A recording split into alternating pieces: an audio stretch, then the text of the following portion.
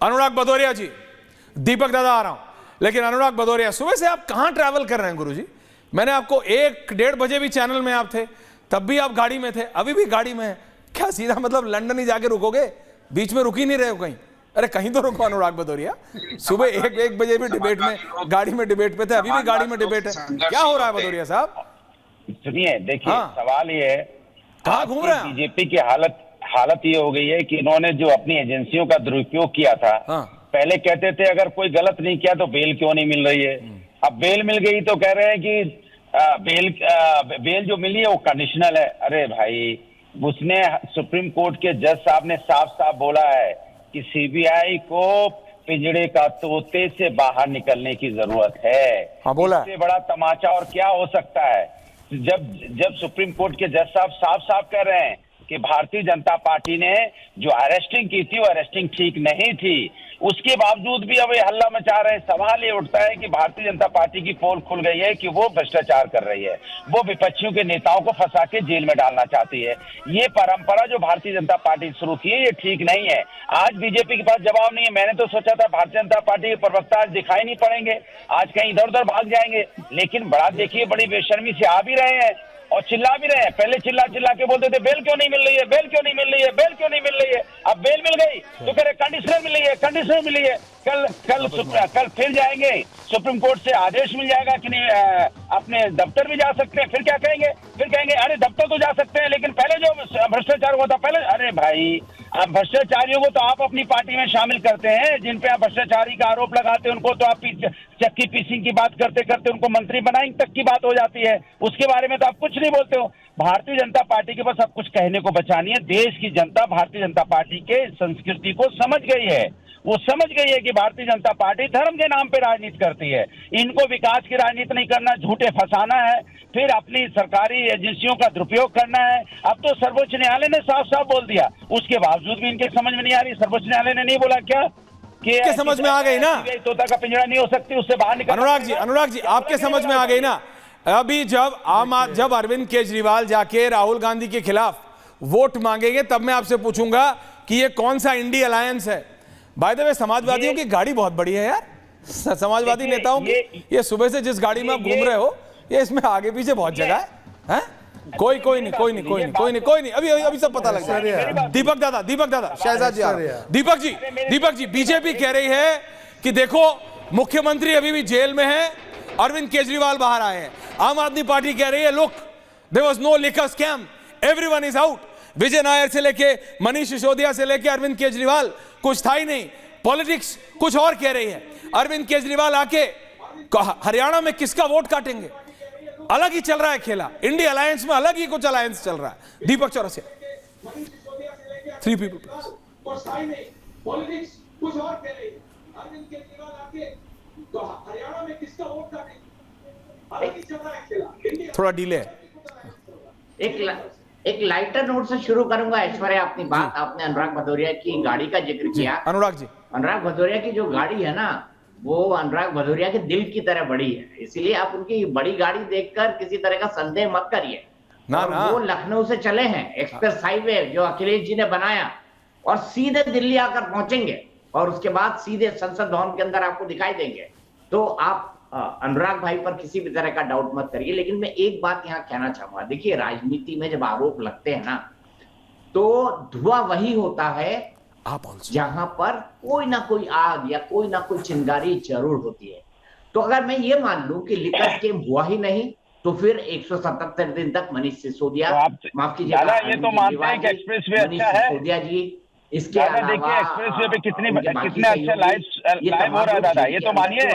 दीपक जी, बात आज बेल मिली है, एक्सप्रेसवे पे लाइव कितना अच्छा हो रहा है, देखिए तो मानिए। सुप्रीम कोर्ट ने सेट असाइड कर दिया? बिल्कुल नहीं, ऐसा बिल्कुल नहीं हुआ है। लेकिन मैं आज एक बात जरूर कहना चाहूंगा हमारे न्यायपालिका को कि काश न्यायपालिका एक आम आदमी के केस को भी उसी तरह ट्रीट करती अगर वो किसी केस में फंसा होता और सुप्रीम कोर्ट से लोअर कोर्ट का काम का बेल मांगने जाता, तो सुप्रीम कोर्ट आम आदमी को उसी तरह प्रायोरिटी पे बेल देती जिस तरह से उसने अरविंद केजरीवाल जी को दी है। लेकिन हाँ, मैं इतना जरूर यहाँ पर कहना चाहूंगा कि दोनों के अपने अपने नैरेटिव हैं, दोनों अपना अपना नैरेटिव गाएंगे, दोनों अपना अपना नैरेटिव बजाएंगे।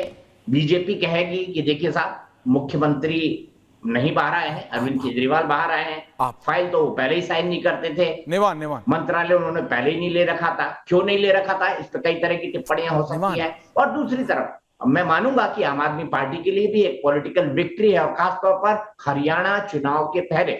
जहां तक हरियाणा चुनाव की बात है ऐश्वर्या, क्या आपको लगता है कि हरियाणा चुनाव में कांग्रेस को कोई बड़ा नुकसान आम आदमी पहुंचा पाएगी? तो अभी तक मेरी जितनी बातचीत हरियाणा के अंदर तमाम लोगों से हुई है, मुझे फिलहाल इस बात की संभावना कम दिखती है।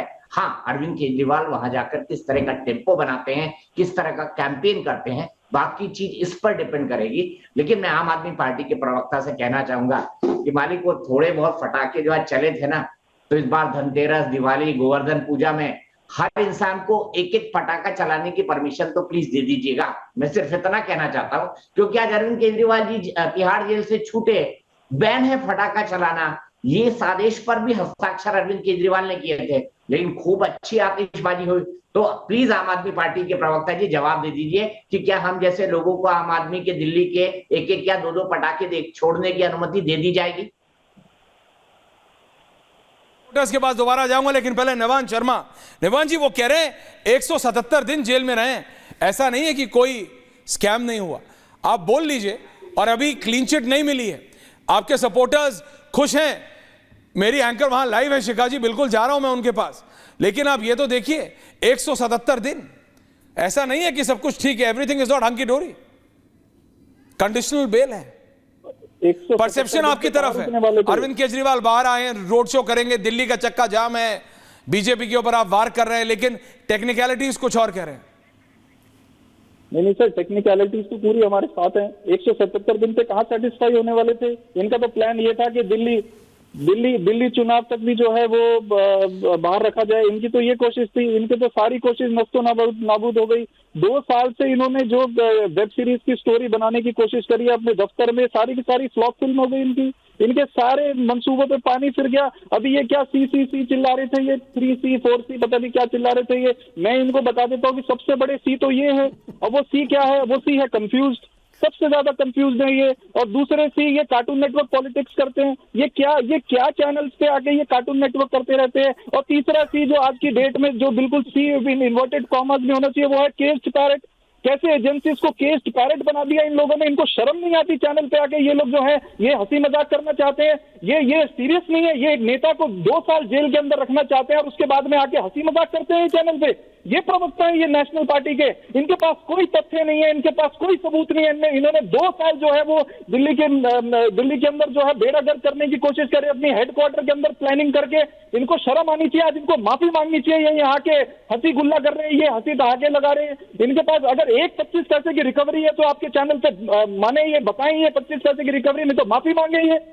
ये कोर्ट को मिसकोट करते हैं, ये झूठ फैलाते हैं, ये 4-5 पन्ने ले आके चैनल पे आके ये कार्टून नेटवर्क पॉलिटिक्स करते हैं और ये समझते हैं कि देश को गुमराह कर लेंगे। ये एक व्यक्ति जिसने स्कूल के ऊपर काम किया, जिसने अस्पतालों के ऊपर काम किया, जिसने फ्री शिक्षा दी, जिसने फ्री पानी दिया, आज उनका दिन है, थोड़ा तो बोलने दीजिए। उड़ाना चाह रहे हैं, ये माफी मांगे। आज कोर्ट का जजमेंट आया, आज सीबीआई को केस्ड पैरेट बना दिया। किसका इस्तीफा होगा? किसको रिपोर्ट करती है सीबीआई? चलिए, किसको रिपोर्ट करती है? होम मिनिस्ट्री को रिपोर्ट करती है। कौन इस्तीफा देगा आज इस बात पे?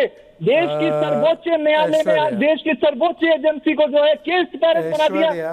आ रहे शर्म आनी चाहिए इनको, ये भाजपा वालों को शर्म आनी चाहिए आज।